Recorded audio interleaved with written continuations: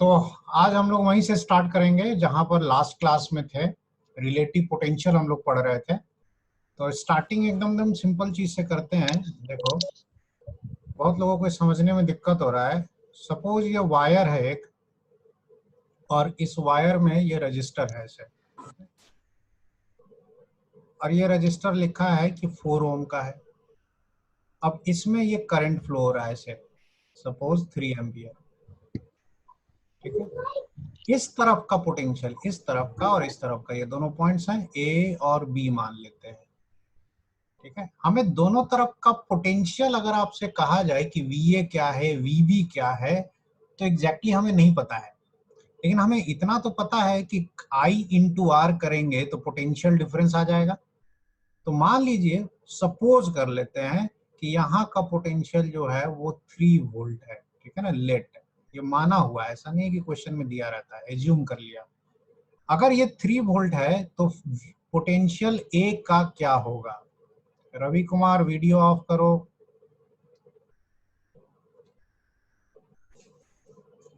तो चलो सब कोई सॉल्व करो, बताओ ए का पोटेंशियल क्या होगा।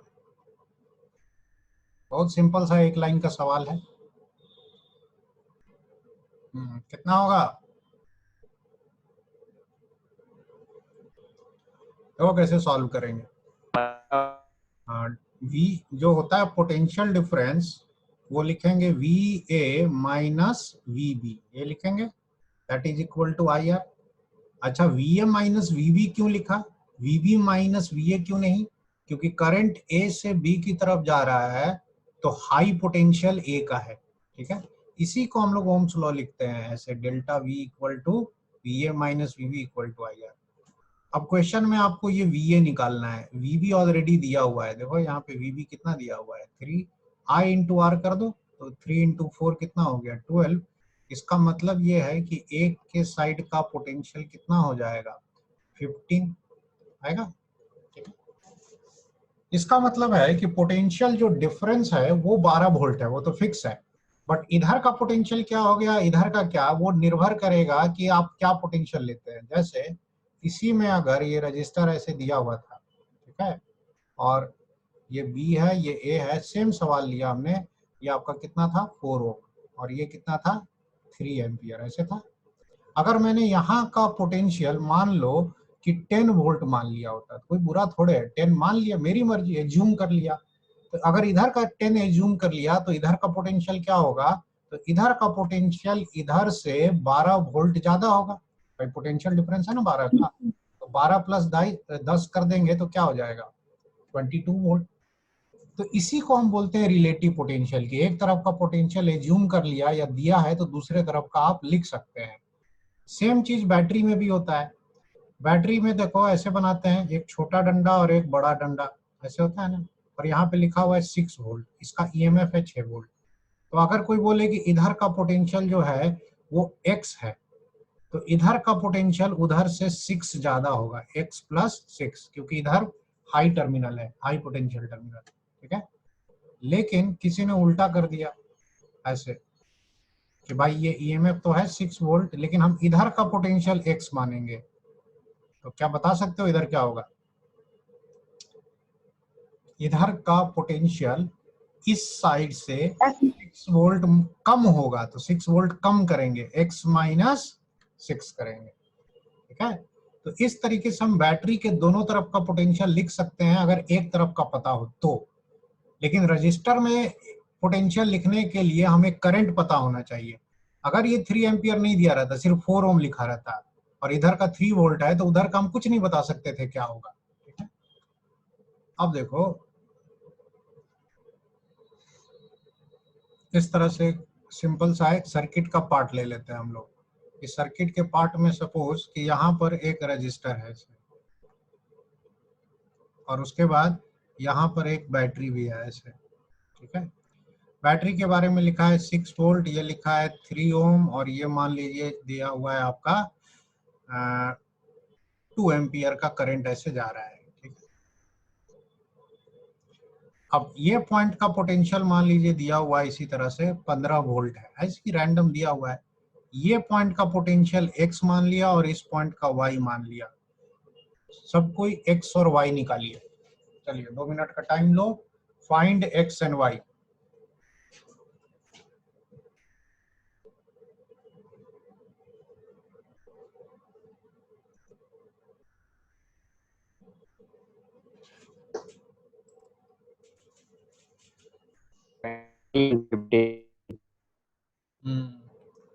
देखो पहले इसमें नहीं, करंट इधर जा रहा है ना, तो लिखेंगे 15 माइनस एक्स, ये पोटेंशियल डिफरेंस हुआ, is equal to I into R. I into R करेंगे तो 2 इंटू 3 कितना हो गया 6।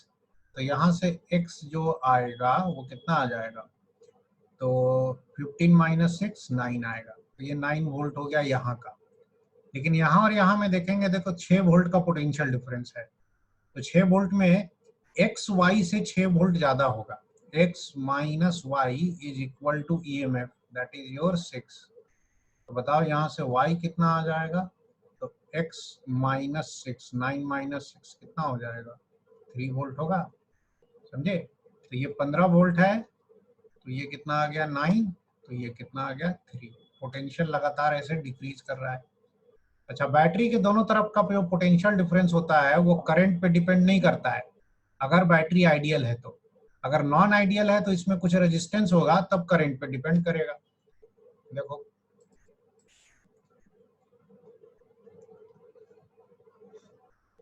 ये इस तरह से बैटरी दिया है और मान लीजिए ये इसका इंटरनल रेजिस्टेंस है, ठीक है। सर लिखे हैं। करंट ऐसे जा रहा, मान लो 2 एम्पियर का, और ये 1 ओम है, और ये मान लीजिए कि 12 वोल्ट का बैटरी है, ठीक है। यहाँ का पोटेंशियल दिया हुआ है 10 वोल्ट, तो बताओ इधर का पोटेंशियल क्या होगा। चलो सॉल्व करो तो अपने से। इधर का पोटेंशियल मान लेते हैं कि x है, यहाँ वाला x मान लेते हैं, चलो x निकालो। देखो करंट ऐसे जा रहा है, यहाँ भी करंट। 20 सर। हाँ देखो कैसे निकालेंगे। पहले हम यहाँ 10 पे हैं, तो 10 से यहाँ आ जाते हैं। कैसे? 12 वोल्ट का बैटरी है, तो इस पर्टिकुलर पॉइंट का पोटेंशियल इधर से 12 वोल्ट ज्यादा होगा, तो कितना हो जाएगा, 22 हो जाएगा, ठीक है ना यहाँ का। अब ये 22 और x में करंट का डायरेक्शन देखो, करंट इधर जा रहा है, तो x और 22 में x बड़ा है, x minus 22 will be equal to I into जो भी रेजिस्टेंस है। तो यहाँ से आपका x कितना आ जाएगा, 22 प्लस आई इंटू आर। आई है आपका 2 एम्पियर, कितना आ जाएगा ये 24 आएगा। देखो अभी कोई 20 बता दिया था, गलती समझ में आ रहा है ना कहाँ हो रहा है। अच्छा और देखो, कोई बात नहीं,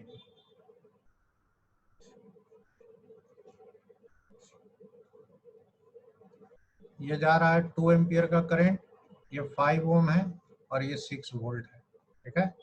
इधर का पोटेंशियल x है, और इधर का पोटेंशियल जो है वो सपोज -2 वोल्ट है, माइनस भी हो सकता है। x निकालो।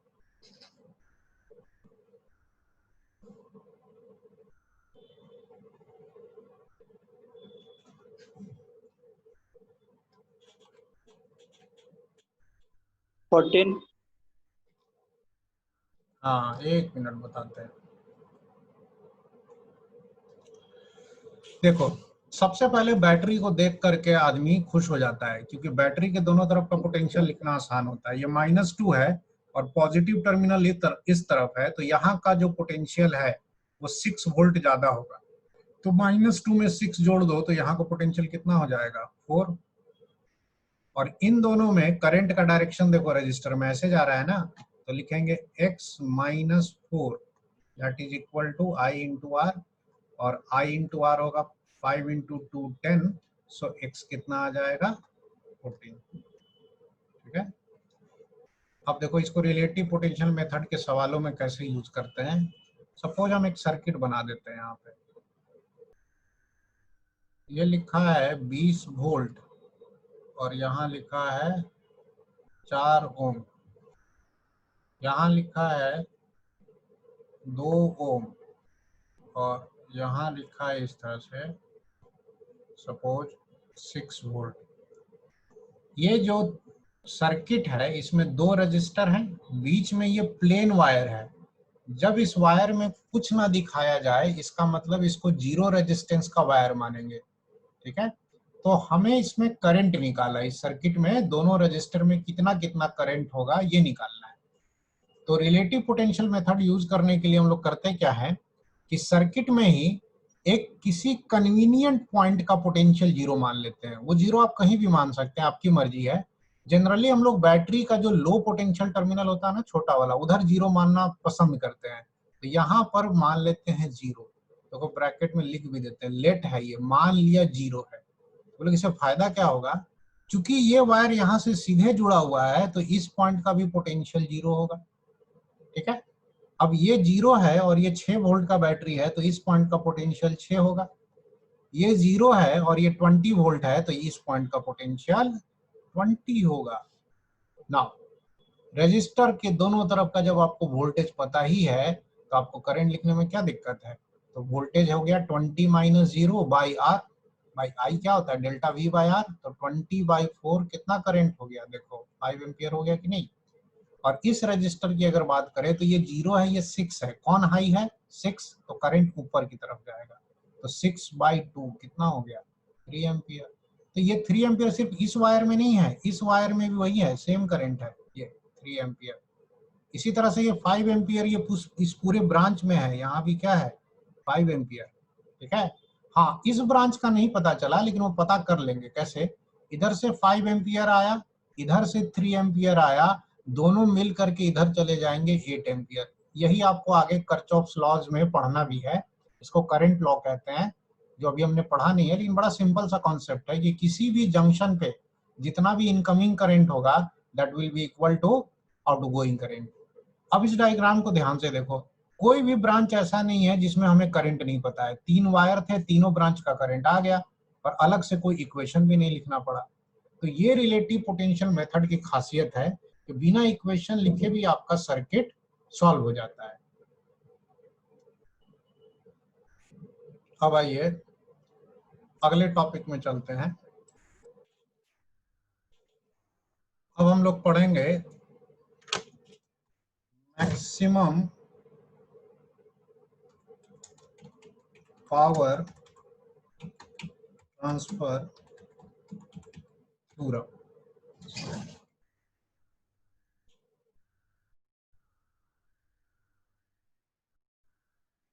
Maximum power transfer theorem. ठीक है, अब इसमें क्या पढ़ते हैं, इसमें हम लोग ये पढ़ेंगे किसी भी बैटरी से हम मैक्सिमम पावर कब ले सकते हैं। इसके लिए पहले हम सर्किट बना देते हैं।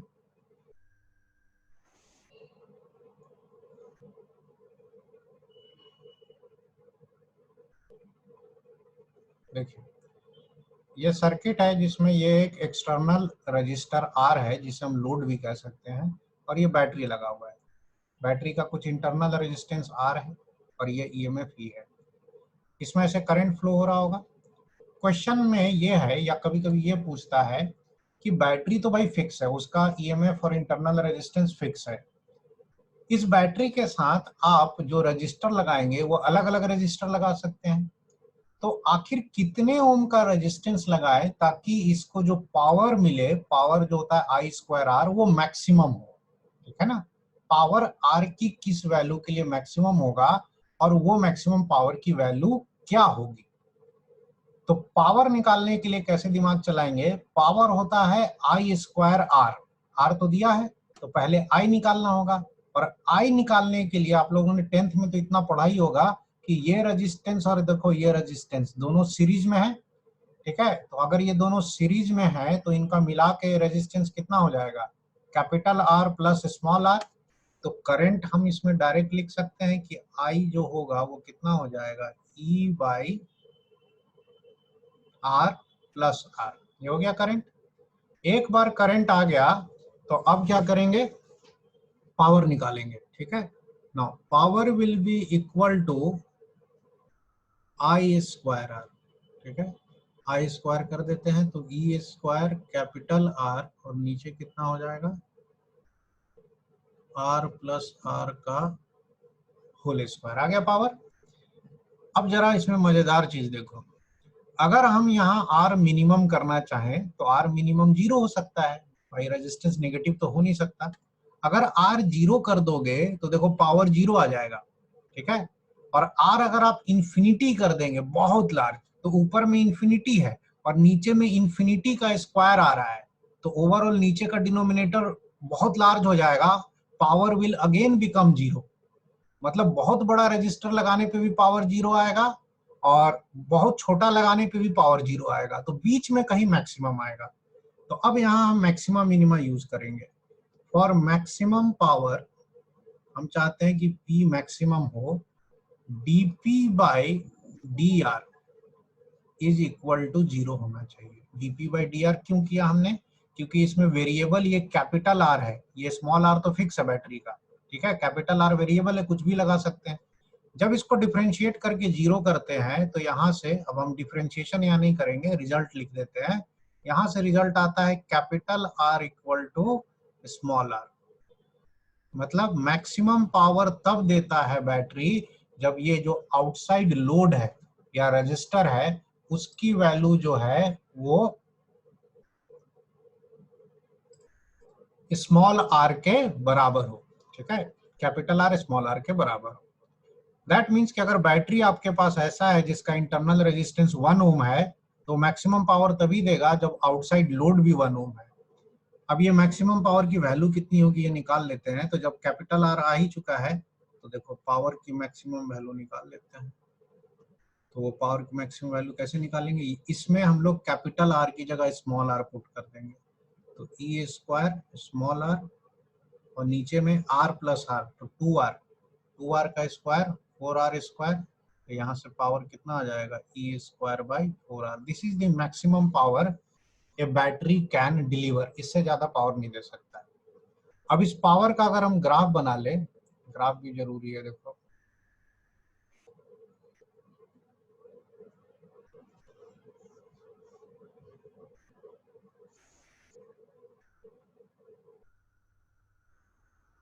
अब इसमें ग्राफ कैसे बना रहे हैं, ये हमारा पावर है और ये हमारा कैपिटल आर है। जब आर की वैल्यू जीरो थी तो पावर जीरो था, और जब आर इंफिनिटी हुआ तब भी जीरो हुआ। तो ये जीरो जीरो और बीच में मैक्सिमा आएगा स्मॉल आर पे। तो ये ग्राफ जो होता है, देखो फ्री हैंड ड्राइंग में इतना अच्छा बनेगा नहीं, लेकिन चलो ये ऐसे ऐसे जाता है और ये ऐसे ऐसे ऐसे ऐसे जाता है, ठीक है। तो ये जो आया ना दिस, ये मैक्सिमम पावर आ रहा है। ये कब आ रहा है? जब कैपिटल आर की वैल्यू किसके बराबर थी? Small are.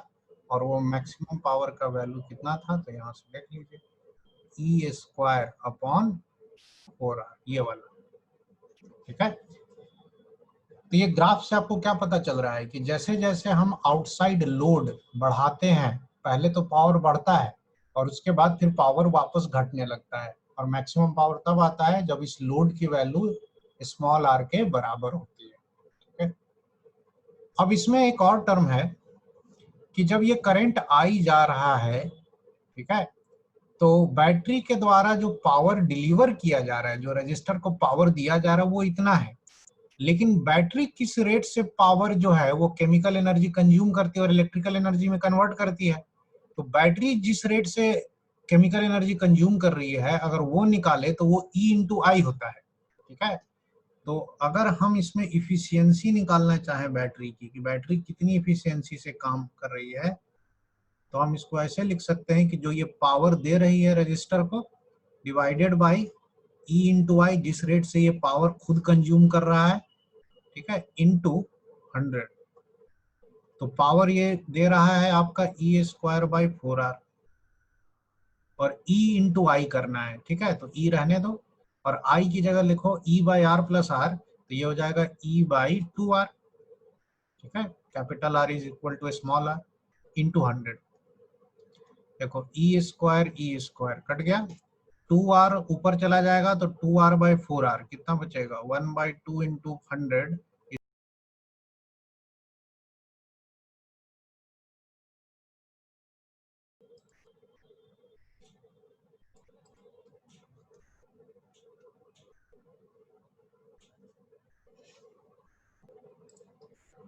एग्जाम्पल करो, चलो कॉपी में लिखो, डिक्टेट कर रहे हैं, बोल रहे हैं, लिखो लिखो a cell of EMF, a cell of EMF 10 volt and a small r equal to 2 ohm is connected to a bulb, r equal to 2 ohm is connected to a bulb of capital R, resistance equal to 3 ohm. Okay. Find power consumed by bulb and efficiency of cell. Find power consumed by bulb and efficiency of cell.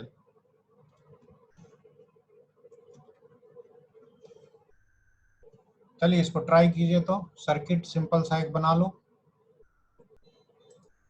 देखो, bulb is nothing but A register, हमारे लिए तो register ही है और कुछ नहीं है। तो यहाँ पर हम लोगों ने ऐसे पे दिखा दिया कि ये बल्ब है, सपोज बल्ब है यहाँ पे ऐसे। तो ये बल्ब कुछ और नहीं, हमारे लिए एक रजिस्टर होता है। और ये रजिस्टर कितने ओम का है? 3 ओम। यहाँ पे बैटरी दिखा दो, बैटरी अपना इंटरनल रेजिस्टेंस के साथ लगा हुआ है। ये 2 ओम हो गया और ये कितना दिया है? 10 वोल्ट। इसका पावर निकालना है। पावर निकालने के लिए पहले क्या करेंगे? इसका करंट निकालो, करंट निकाल करके फिर पावर निकालो।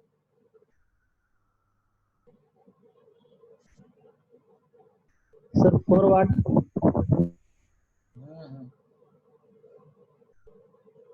12 वाट। देखो 12 वाट। आई कितना हो जाएगा? आई हो जाएगा 10/3 + 2 5, 2 एम्पियर हो गया। तो पावर जो होगा बल्ब का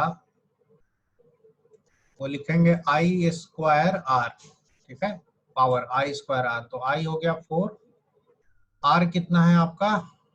R है 3, ये हो गया 12 वाट। जहां तक बैटरी की इफिशियंसी की सवाल है, वो होता है जितना पावर बैटरी डिलीवर किया डिवाइडेड बाय जिस रेट से केमिकल एनर्जी कंज्यूम किया, EI इंटू 100। तो पावर ये डिलीवर कितना किया है? 12 वाट। और E इंटू आई करोगे तो 10 वोल्ट, और आई जो है आपका, आई कितना आया है? आई है 220 इंटू कितना लिखना है? 100। तो ये आ गया आपका 6 आ रहा है, 60 आ रहा है। तो इस केस में 60% इफिशियंसी है, ठीक है। अच्छा, इफिशियंसी 50 से ज्यादा मतलब आ सकता है, लेकिन ये मैक्सिमम पावर नहीं है। मैक्सिमम पावर तब आता जब ये जो लोड होता, ये लोड ये इंटरनल रेजिस्टेंस के बराबर होता, ठीक है। तो इफ रेजिस्टेंस ऑफ बल्ब आपका 2 ओम होता, सपोज कर लो ये 2 ओम होता, तब करंट कितना होता? तब करंट हम लिखते हैं तो आता 10/2 + 2 4, कितना आ जाता? 5/2। और तब बल्ब का पावर निकालते हैं तो कितना आता? I²R, I² हो गया 25 डिवाइडेड बाय कितना होगा? 4। और R कितना था हमारा? R था 2, ठीक है। तो देखो R 2 कटा, 25/2 कितना आ रहा है? 12.5 वाट, ठीक है। तो this is the maximum power. अभी जो पावर आ रहा है 12 वाट जो आ रहा है, वो देखो मैक्सिमम से थोड़ा कम है, क्योंकि ये रेजिस्टेंस 3 ओम है। इसको होना चाहिए था 2 ohm for maximum power consumption. Next topic हम लोग पढ़ेंगे अब किरचॉफ्स लॉ। ये बोर्ड के लिए बहुत इंपॉर्टेंट है, बोर्ड में तो लगभग हर ही साल आ जाता है। किरचॉफ्स के 2 लॉज होते हैं, तो उनको एक एक करके हम लोग पढ़ेंगे, ठीक है। किरचॉफ्स अगेन साइंटिस्ट का नाम है, जैसे न्यूटन्स के 3 लॉ होते हैं, किरचॉफ्स के करंट में 2 लॉ होते हैं। अब वो 2 लॉ क्या होते हैं, उनका क्या नाम है? देखो, पहला लॉ को कहते हैं करंट लॉ या जंक्शन लॉ, ठीक है। और ये जंक्शन लॉ क्या होता है पहले हम यहाँ लिख देते हैं, कंट्रोल किरचॉफ्स करंट लॉ, या इसको जंक्शन लॉ कहते हैं। मान लीजिए कि किसी भी सर्किट में अगर आप जाएंगे तो अक्सर सर्किट में आपको जंक्शन मिलता है। जंक्शन क्या होता है? जहां 2-3 वायर एक साथ कटे, ठीक है। जैसे ये मान लो, यस सर। हो सकता है कि अब इसमें भी रजिस्टर है, इसमें भी रजिस्टर, बैटरी सब में है। ये सर्किट नहीं है, सर्किट का बीच का एक पार्ट है। इधर से इस जंक्शन पे मान लो कि करंट I1 आ रहा था, ठीक है। इधर से जंक्शन में करंट I2 जा रहा था, सपोज इधर भी जंक्शन से करंट I3 जा रहा था, आवाज नहीं आ रहा सर। I4 है। अब ये 4 करंट हो गया। तो जंक्शन लॉ ये कहता है कि किसी भी इलेक्ट्रिकल सर्किट के जंक्शन पे जो एल्जेब्रिक सम होगा of all the currents will be zero. Algebraic sum का मतलब है कि ये जो 4 करंट है इनका टोटल सम जीरो होगा। तो बोलोगे 4 करंट का सम जीरो कैसे होगा? क्योंकि इसमें से कुछ करंट को हम पॉजिटिव लेंगे और कुछ करंट को नेगेटिव, और किसको प्लस लेंगे किसको माइनस ये हम डिसाइड करेंगे। जैसे I1 को ध्यान से देखो, एरो क्या दिखा रहा है कि ये इनकमिंग है, ये जंक्शन पे आ रहा है। I2 बाहर जा रहा है, I3 बाहर जा रहा है, और I4 भी देखो इनकमिंग है, इन आ रहा है। तो अगर हमने इनकमिंग को प्लस ले लिया तो आउटगोइंग को माइनस ले लेंगे, या इनकमिंग को माइनस ले लो, आउटगोइंग को प्लस। तो इसको हम लोग ऐसे कहते हैं कि algebraic sum of current is zero. चलो इसका नोट्स लिखो, तो पहले देखो हम लिख देते हैं इस पे।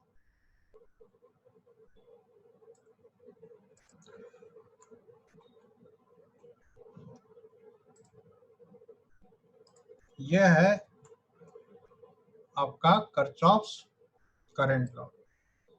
This law is based on conservation of charge. It states that the algebraic sum of the currents meeting at a point of the circuit is zero. ठीक है, algebraic sum। अब इसका मतलब क्या हुआ? इसका मतलब ये हुआ कि हम इसको ऐसे लिख सकते हैं कि summation of current at a junction is equal to zero। ठीक है, या total current entering a junction equals total current leaving the junction. या दूसरा ऐसे लिख सकते हो कि जितना करंट इनकमिंग होगा उतना ही टोटल करंट आउटगोइंग होगा। और ऐसा भाई कॉमन सेंस की बात है, अगर किसी जंक्शन पे 10 एम्पियर करंट इन हो रहा है तो 10 एम्पियर करंट आउट भी होना चाहिए, क्योंकि अगर ये बराबर नहीं हुआ तो जो बाकी का करंट है उसका क्या एक्सप्लेनेशन दोगे कि जंक्शन पे चार्ज जमा हो रहा है क्या, कि 10 आया और मान लो कि 8 एम्पियर गया, तो बाकी का 2 एम्पियर करंट कहाँ गया? ठीक है, तो इसका कोई एक्सप्लेनेशन तो है नहीं कि चार्ज तो भाई कंजर्व है ना सर्किट का। तो इसीलिए ये चीज भी नोट कर लेना कि this law is based on law of conservation of charge. ये बोर्ड एग्जाम में 2-3 बार पूछ चुका है कि किरचॉफ्स करंट लॉ किस लॉ पे बेस्ड है, एनर्जी लॉ पे कि चार्ज के कंजर्वेशन पे। तो ये याद रखना, कंजर्वेशन ऑफ चार्ज पे बेस्ड है। और बोर्ड में जब आए ना what is Kirchhoff's current law, तो खाली ये लाइन लिख देना, the algebraic sum of the current meeting at a point of the circuit is zero. या दूसरा वाला ये लिख सकते हो, total current entering a junction equals total current leaving the junction. और ये फॉर्मूला लिख देना, I in equal to I out. अब इस केस में देखो कैसे लिखेंगे। मान लीजिए कि हम I1 को पॉजिटिव ले लेते हैं, तो I1 को प्लस लिख दिया, हम इसके हिसाब से लिख रहे हैं। तो I2 को हमें नेगेटिव लिखेंगे क्योंकि ये इन हो रहा है और ये आउट हो रहा है, तो हम इसको लिख देंगे माइनस I2। ठीक है, अब I2 बाहर जा रहा था, I3 भी बाहर जा रहा है, तो इसको भी माइनस लिखेंगे। लेकिन I4 देखो इन हो रहा है, हमने I1 को प्लस लिया था तो इसको भी प्लस लेंगे, plus I4 equal to zero. या दूसरा है ये वाला, इससे ज्यादा आसान पड़ता है, इनकमिंग काउंट करो। इनकमिंग है I1 और I4, तो यहाँ पे क्या लिख देंगे, I1 प्लस I4 ऐसे लिख देंगे इनकमिंग। और आउटगोइंग कौन कौन है, I2 प्लस I3। ठीक है, तो इनकमिंग इक्वल टू आउटगोइंग, चाहे ऐसे लिखो या ऐसे लिखो, ध्यान से देखो दोनों सेम चीज है, इसमें भी I2 I3 इधर आ जाएगा तो सेम चीज है, नोट कर लो।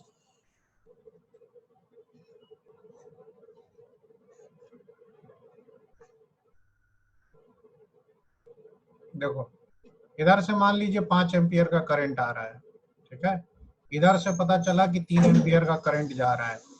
तो किरचॉफ्स करंट लॉ कहता है कि इधर का करंट अगर आपसे पूछा जाए कि x क्या है तो कैसे निकालोगे, तो total incoming equal to total outgoing. आप सीधे लिख सकते हैं 5 is equal to x plus 3, बहुत आसान है। सो x इक्वल टू कितना हो जाएगा, 2 एम्पियर। भाई 5 एम्पियर आया था, 3 इधर गया, 2 इधर गया। चलो अब हम लोग आगे बढ़ते हैं, किरचॉफ्स करंट लॉ के ऊपर हम लोग अब न्यूमेरिकल करेंगे। ठीक है, तो सपोज ये 4 ओम है, ये 6 ओम है और ये 2 ओम है, इस तरह से 3 रजिस्टर है। यहाँ का वोल्टेज आपको दिया हुआ है, ठीक है, सपोज यहाँ का वोल्टेज दिया है 12 वोल्ट, और इधर का जो करंट है वो दिया हुआ है, इस तरफ जा रहा है 1 एम्पियर।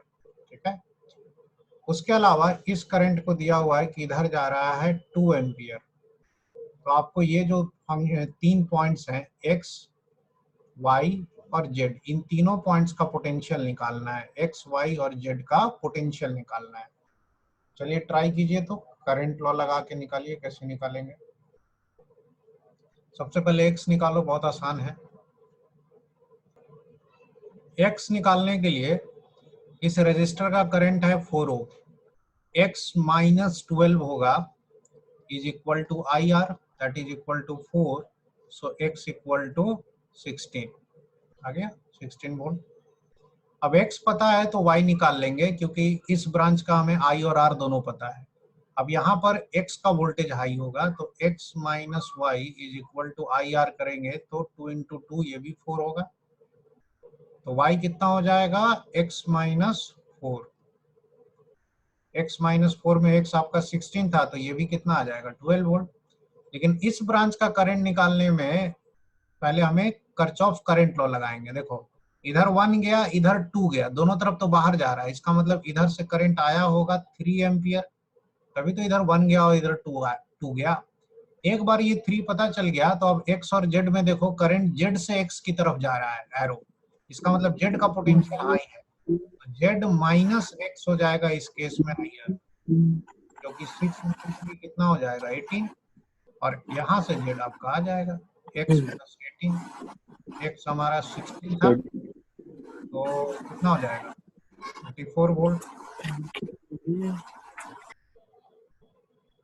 इस तरह से एक फिर से सर्किट दे रहे हैं सिमिलर टाइप का, और ये जंक्शन का पोटेंशियल पता नहीं, इधर पता नहीं, ये 1 ओम है, ठीक है, ये 2 ओम है, और ये सपोज कर लो कि ये जो है वो 3 ओम है। यहाँ का पोटेंशियल सपोज 12 वोल्ट है, यहाँ का पोटेंशियल सपोज 0 वोल्ट है, और यहाँ का पोटेंशियल सपोज 6 वोल्ट है। ऐसे कुछ ले लिया। क्वेश्चन ये कह रहा है कि किरचॉफ करंट लॉ लगा करके फाइंड x, ठीक है, x निकालना है। ये जो जंक्शन है इसका पोटेंशियल निकालना है, साथ में हर ब्रांच का करंट भी निकालेंगे बाद में। अब किसी ब्रांच का करंट नहीं पता है, बस हमें इन तीनों पॉइंट्स का पोटेंशियल दिया हुआ है। अब हमें ये भी नहीं पता चल रहा है कि किस ब्रांच में करंट किधर जा रहा होगा, जैसे इस ब्रांच में राइट होगा कि लेफ्ट होगा, या इसमें किधर होगा, नहीं पता है। तो ऐसे केसेस को सॉल्व करने के लिए हम क्या करेंगे? करंट एज्यूम करेंगे। लेटस एज्यूम कि इन तीनों ब्रांचेज में करंट बाहर जा रहा है। लेटस एज्यूम मैंने कहा, ठीक है। मान लो इसका करंट ए है, इसका बी है और इसका सी है, और ये हमने एज्यूम किया है कि करंट आउटवर्ड जा रहा है। तो according to Kirchhoff's current law, किसी भी जंक्शन पे समेशन ऑफ नेट करंट 0 होना चाहिए, ठीक है। तो उस हिसाब से ये तीनों current A plus C will be equal to 0, ठीक है। अब यहाँ से a plus B plus C equal to 0 में a की वैल्यू कैसे लिखेंगे? तो देखो, करंट हमने एज्यूम किया बाहर जा रहा है, इसका मतलब x और 12 में x की वैल्यू हाई है, हाई से लो जा रहा है, तो करंट होता है डेल्टा v बाई आर। तो लिखेंगे x माइनस 12 बाई आर, और r कितना है इस ब्रांच का? 1, ये वाला। जबकि b लिखना हुआ तो करंट x से 6 की तरफ जा रहा है, ये हो गया x minus 6 divided by 3, plus ये हो गया x, ये हो गया 0, करंट बाहर जा रहा है, तो x minus 0 divided by 2 is equal to 0। ये किरचॉफ्स करंट लॉ यूज किया। अब इसको हम लोग सॉल्व करेंगे और यहाँ से x निकाल लेंगे। इसको सॉल्व करने के लिए देखो, आप यहाँ पर एलसीएम ले लें, तो इनका मिला करके एलसीएम कितना हो जाएगा? 6 हो जाएगा।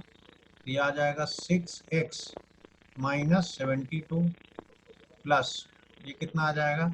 ये आ जाएगा 2 है ना, तो 2x माइनस 12, और ये 2 इंटू 3 होता है, तो प्लस कितना हो जाएगा? 3x is equal to 0।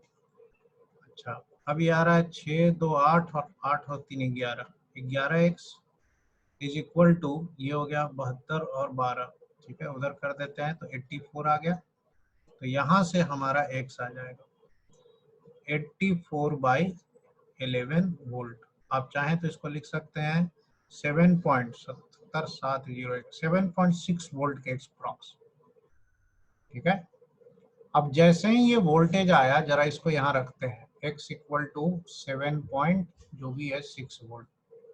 इसको रखते ही अब हम कॉन्सेप्ट क्लियर हो जाना चाहिए कि किस ब्रांच में करंट किधर है। ये एज्यूम किया हुआ करंट था, सचमुच में करंट ऐसा आएगा वो कि नहीं, ये अब पता चल जाएगा। जैसे ये 12 वोल्ट है और ये 7.6 है, इसका मतलब इस ब्रांच में करंट इधर नहीं होगा, इधर होगा। ठीक है, इस ब्रांच में 7.6 और 0 है, मतलब इस करंट, ये करंट आउटवर्ड होगा, सी वाला, मतलब इसका डायरेक्शन सही एज्यूम किया हुआ है। इसमें 7.6 है और इधर 6 है, ये हाई है, तो इसमें करंट नीचे होगा, तो ये बी का भी डायरेक्शन सही है। मतलब ए वाले ब्रांच में करंट इनकमिंग होगा और इन दोनों में आउटगोइंग होगा। वैसे भी हमें शुरू से पता तो रहता ही है कि तीनों में आउटगोइंग नहीं जाएगा, हम लोग सिर्फ ये एज्यूम करते हैं क्योंकि इस एजम्पशन से हमें इक्वेशन लिखने में आसानी होती है। दिस इज जस्ट लाइक कि जैसे मैकेनिक्स में ब्लॉक का एक्सेलरेशन निकालना होता है तो हम ए मान लेते हैं कि ऊपर जा रहा है कि नीचे। अगर ए प्लस आया तो ठीक है, जिधर माना था उधर जा रहा है। ए अगर माइनस आ गया तो उसके अपोजिट जा रहा है। तो यहाँ मानने में कोई बुराई नहीं है, हमेशा करंट आपको आउटवर्ड ही मानना है और फिर ये कॉन्सेप्ट यूज करना है। और इस कॉन्सेप्ट का यूज करके आप किसी भी जंक्शन का पोटेंशियल निकाल सकते हैं। सर आपका आवाज बहुत स्लो आ रहा है सर। मैंने अभी कुछ बोला ही नहीं है। नहीं सर, इसके पहले जो एक्सप्लेन कर रहे थे उसमें। नेटवर्क प्रॉब्लम है भाई। नहीं सर, आवाज आ रही है, बहुत धीरे आ रही है। धीरे आ रही है, एक मिनट। जी सर। माइक तो इसका ठीक है, अपना वॉल्यूम बढ़ा दे भाई। वॉल्यूम बढ़ा लो, वॉल्यूम। बाकी लोग बढ़ा है भाई। नहीं किया। ये पिछले क्वेश्चन पे बेस्ड एक सवाल है जो अभी आपको करना है। ये 3 ब्रांचेस का ये जंक्शन है, ये एक्स अननोन पोटेंशियल है। फाइंड एक्स, ये एक्स निकालो और उसके बाद हर ब्रांच का करंट निकालना। एकदम बिल्कुल उसी तरह से एज्यूम करना कि तीनों ब्रांच में करंट बाहर जा रहा है और फिर उस समेशन ऑफ करंट 0 कर देना, तो इसका एक्स का वैल्यू आ जाएगा। इसमें हम लोग तीनों ब्रांच में करंट एज्यूम कर लेते हैं कि आउटवर्ड जा रहा है। फोटो में नहीं बनाएंगे, मन में ही मान लिया कि तीनों ब्रांच में आउटवर्ड करंट जा रहा है। तो summation of current is equal to 0। ठीक है, समेशन ऑफ करंट अगर 0 है तो इधर हो जाएगा x minus 20 divided by 2 plus x minus 10 divided by 1, ये वाला ब्रांच का। और इधर वाले का हो जाएगा x minus 5 divided by 1 is equal to 0। ठीक है, इस तरह से तीनों आउटवर्ड मानने से फायदा ये होता है कि हर बार आपको जो है ना x minus 20, x minus 10, x minus 5 लिखना होता है, तो एक तरीके से लिखने में आसानी पड़ता है। ये सोचने का झंझट नहीं रहता है कि किधर से करंट आ रहा है किधर से नहीं आ रहा है। वो इक्वेशन सॉल्व होके खुद ही बता देगा कि कौन सा पोटेंशियल हाई है कौन सा लो है। ठीक है, तो अब जो है सॉल्व करना है, तो देखो यहाँ पे आ जाएगा 2x माइनस 40। ठीक है, नहीं ये 2x माइनस 40 कहाँ से होगा, ये तो 2 कॉमन लेंगे ना, तो ये x माइनस 20 ही हो जाएगा। प्लस ये हो जाएगा आपका 2x minus 20 plus 2x minus 10 is equal to 0। ठीक है, x 2x 2x 5x और ये 20 20 और 10 50 हो गया, तो इधर भेज देते हैं, तो ये आ गया 50। तो यहाँ से देखो x आ गया 10 वोल्ट आने का मतलब है कि ये x आ गया आपका 10 वोल्ट। अब देखो हर ब्रांच का करंट आप आसानी से लिख सकते हैं। जैसे ये 10 है और ये ब्रांच में भी इधर भी 10 है, इस रजिस्टर के दोनों तरफ 10 वोल्ट है, तो ये जो ब्रांच है इसमें करंट नहीं जाएगा, 0। ये 10 है और ये 5 है, तो ये हाइयर है तो 10 से 5 की तरफ करंट जाएगा, और ये होता है 10 माइनस 5, 5/1, 5 एम्पियर। ठीक है ना। आई हम कैसे लिख रहे हैं, डेल्टा V बाई आर से। इस ब्रांच में अगर देखा जाए तो इस ब्रांच का जो करंट होगा 20 माइनस 10, 10/2 कितना आ जाएगा, 5 एम्पियर। तो देखो अपने आप किरचॉफ्स लॉ वैलिड हो गया, 5 एम्पियर इधर से आया और 5 एम्पियर इधर चला गया, इस ब्रांच में कोई करंट नहीं गया। ठीक है, तो किरचॉफ्स करंट लॉ का ये बड़ा एक अच्छा यूज है। ये एक सर्किट है, क्वेश्चन है हर ब्रांच में करंट निकालना है, ईच ब्रांच का करंट। ठीक है, each branch I equal to 1। अब इस तरह के सवालों को रिलेटिव पोटेंशियल से कैसे करें और इसमें KCL का यूज कहाँ होगा वो देखो। सबसे पहले तो हम पोटेंशियल मानना शुरू करेंगे। पोटेंशियल मानने के लिए बेस्ट होता है कि कोई एक ऐसी पॉइंट चूज करो जहाँ पोटेंशियल 0 मानने से बहुत जगह पोटेंशियल ऑटोमेटिकली 0 हो जाए। उसके लिए हमको ये 3 पॉइंट ठीक दिख रहे हैं, क्योंकि यहाँ और यहाँ के बीच में कोई रजिस्टर नहीं है, यहाँ भी नहीं है। अगर हमने यहाँ पे 0 मान लिया तो ये सारे पॉइंट्स का पोटेंशियल क्या हो गया, 0। अब बाकी कॉर्नर का भी पोटेंशियल लिखने की कोशिश करते हैं। अगर ये 0 है तो 0 के दूसरी तरफ जाएंगे, इस पार, बैटरी के उस पार, तो 10 वोल्ट का पोटेंशियल डिफरेंस ये रिप्रेजेंट कर रहा है कि यहाँ का पोटेंशियल 10 होगा, 10 वोल्ट। अब ये 10 है तो इस जंक्शन का तो नहीं पता चलेगा क्योंकि रजिस्टर का करंट नहीं पता है। अब ये 0 है, रजिस्टर के दूसरी तरफ भी नहीं पता चल पा रहा है क्योंकि रजिस्टर का करंट नहीं पता है, लेकिन ये 0 है तो इस तरफ का पता चल जा रहा है। क्यों? क्योंकि अगर ये 20 वोल्ट है तो इधर और इधर में 20 वोल्ट का डिफरेंस है, और ये हाई होगा और वो लो होगा, तो 0 से 20 कम होना चाहिए, इसको होना पड़ेगा -20। अब अपने आप से खुद ही सोचो, इस सर्किट में जब भी करंट निकालना हो तो रजिस्टर के दोनों तरफ का वोल्टेज चाहिए। ये रजिस्टर देखो, इधर का वोल्टेज पता है, सर किसी का माइक ऑन है सर। कौन है भाई, जिसका भी सज्जन का माइक ऑन है वो माइक ऑफ कर ले। हाँ भाई, सब कोई ऑफ कर लिया। चलो, यहाँ पर जंक्शन पे मान लेते हैं कि पोटेंशियल x है। ठीक है, किसी तरीके से अगर हम ये x मिल जाए तो हमारा सर्किट सॉल्व हो गया, हर ब्रांच का करंट निकल जाएगा। और x निकालने के लिए अभी अभी जो हमने कॉन्सेप्ट यूज किया था ना जंक्शन वाला, वो यूज करेंगे कि summation of current eight junction is 0, और इसको फिर लिखेंगे। सर्किट को गंदा ना करे, मन ही मन ये मान ले कि तीनों तरफ करंट बाहर जा रहा है। ठीक है, तो इस ब्रांच का करंट जब लिखना हुआ तो हम लोग लिखेंगे x माइनस 10 डिवाइडेड बाई 1। ठीक है, नीचे का लिखना हुआ तो x माइनस 0 डिवाइडेड बाई 2, और इधर का लिखना हुआ तो x minus of -20 divided by again 1 is equal to 0।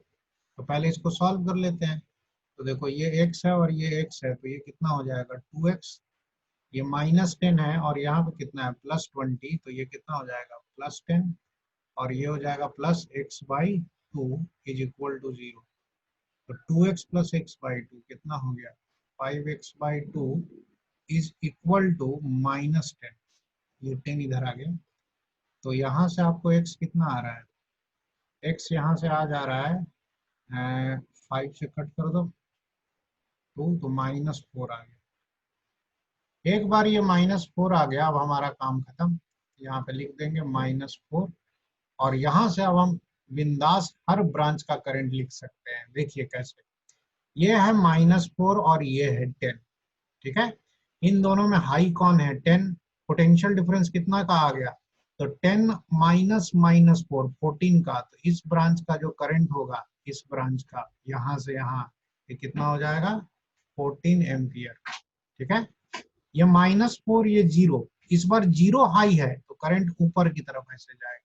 ठीक है, और पोटेंशियल डिफरेंस हो गया 4 का, 4/2 कितना हो गया 2 एम्पियर। ये -4 -20, हालांकि दोनों माइनस में है लेकिन ये हाई पोटेंशियल है तो करंट इधर जाएगा, और यही करंट इस ब्रांच में भी ऐसे आएगा। ठीक है, तो देख लीजिए दोनों में कितने का अंतर है 16 का, तो करंट कितना होना चाहिए 16 एम्पियर। देखो क्या यहाँ पर जंक्शन लॉ वैलिड हुआ, देखो 14 आया, 2 आया, 14 प्लस 2 मिलके 16 इधर गया, वही 16 यहाँ पहुंचा, इसमें से 2 इधर चला गया, 14 यहाँ चला गया। देखो यहाँ 16 इनकमिंग और 2 और 14 16 आउटगोइंग। तो इससे हमारा सर्किट भी सॉल्व हो गया, कॉपी भी गंदा नहीं होता है और हमें ज्यादा इक्वेशन भी नहीं लिखना पड़ता है। इसमें ऐसा दिया है कि यहाँ एक बैटरी है, ठीक है, और यहाँ एक बैटरी है, यहाँ एक रजिस्टर है, यहाँ एक रजिस्टर है और यहाँ एक रजिस्टर है, ठीक है। सपोज ये 12 वोल्ट है और ये जो है आपका 6 वोल्ट है और ये 2 ओम है,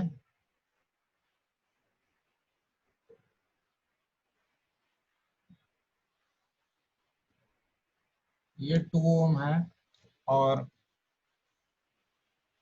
ये 1 ओम है, ठीक है।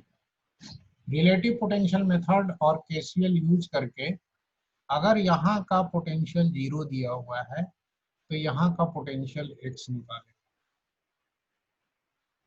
x क्या होगा, एक जगह का पोटेंशियल 0 दिया हुआ है, कैसे देखो सॉल्व करेंगे, सोचो। यहाँ का 0 दिया हुआ है तो यहाँ और यहाँ इन सारे पॉइंट्स का 0 ही हो गया।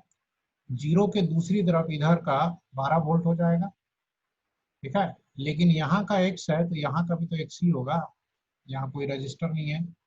लेकिन अब हमें x कैसे निकाले, क्योंकि यहाँ 0 है, ये 0 है, लेकिन ये तो पता नहीं, लेकिन बैटरी ही पता है। तो बैटरी 6 वोल्ट है तो बैटरी के दूसरी तरफ 6 वोल्ट कम होना चाहिए, ये हाई पोटेंशियल टर्मिनल है, तो इधर का पोटेंशियल हो जाएगा x से 6 कम, x माइनस 6, ठीक है।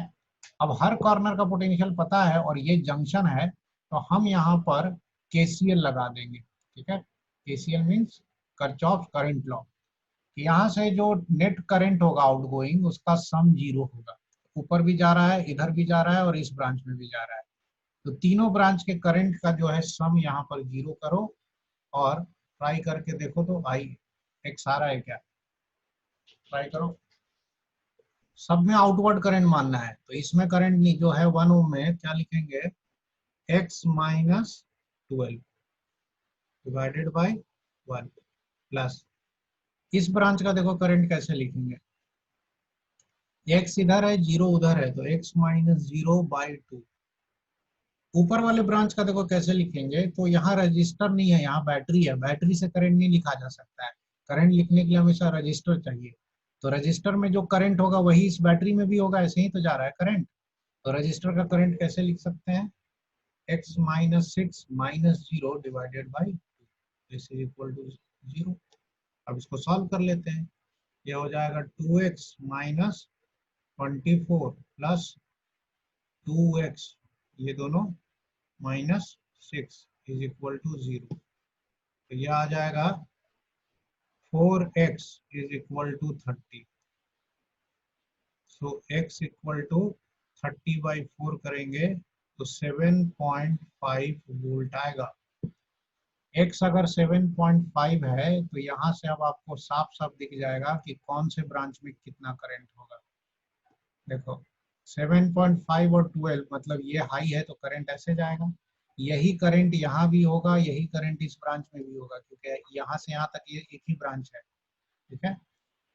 इसमें x माइनस 6 करेंगे तो 7.5 माइनस 6 कितना होगा, ये 1.5 है, 1.5 और 0 ये हाई है तो इस ब्रांच का करंट ऐसे जाएगा, इस ब्रांच में ऐसे जाएगा, और यहाँ 7.5 है, ये 0 है तो इस ब्रांच का करंट ऐसे जाएगा। तो देखो यहाँ इनकमिंग है और ये दोनों आउटगोइंग है। आप करंट निकालना चाहते हो तो डेल्टा V बाई R से निकाल सकते हो, जैसा ये 12 है और 7.5 है, इसमें कितने का डिफरेंस है, 4.5 का, 4.5 बाई 1 कर दें तो ये कितना आ जाएगा 4.5 एम्पियर, ठीक है। इसी तरह से देख लो ये 1.5 है और ये है 0, तो 1.5 बाई 2 कितना हो जाएगा 0.75 हो जाएगा एम्पियर। और यहाँ देखो 7.5 और 0, 7.5 बाई 2, तो इस ब्रांच में जो करंट होगा 7.5/2 कितना हो जाएगा? 3.75। ठीक है, अब जरा ऐड करके देखो तो 0.75 और 3.75 मिला के 4.5 एम्पियर आ रहा है ना, तो 4.5 इनकमिंग है, 4.5 आउटगोइंग है, सर्किट सॉल्व हो गया। अब आज की क्लास में हम लोग यहीं तक रख रहे हैं, और अब नेक्स्ट क्लास जो कल है, कल हम लोग इसके आगे चलेंगे किरचॉफ्स वोल्टेज लॉ पे।